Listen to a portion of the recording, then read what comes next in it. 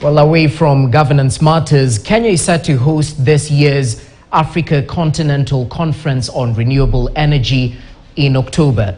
The three-day event that will take place from the 4th to the 6th of October will be seeking to bridge the investment gap in the green energy sector.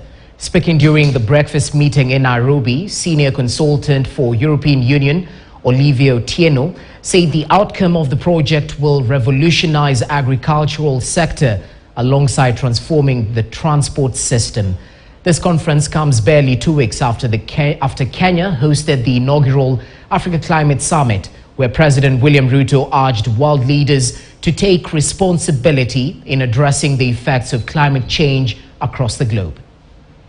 When you have reliable power, it has the ability to change the economic livelihoods of people on the continent. So for us as providers of power in the solar space, we're looking at ensuring that we can reach people in in areas where there is less access to the grid and electrification, to provide for them solutions where they can access cleaner power and more reliable power. So one of the things that's really important for green hydrogen development in Kenya and in the continent as a whole is the abundance of these renewable energy sources. So you use green energy to produce green hydrogen that you can then produce a lot of energy with, which is important because you can store it and transport it. And number two, you can produce fertilizer. We currently import our fertilizers.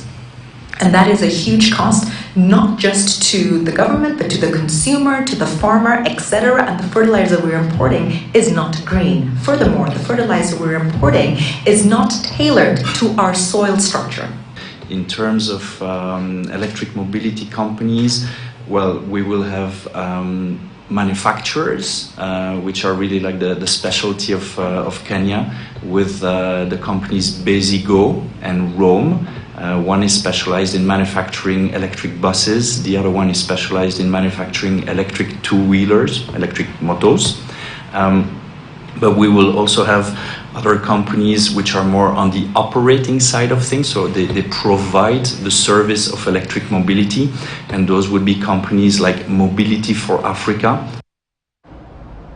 Moving on, the head of public service, Felix Kosgei, has warned civil servants against accumulating leave days so as to be converted into cash, saying it is a wastage of government funds.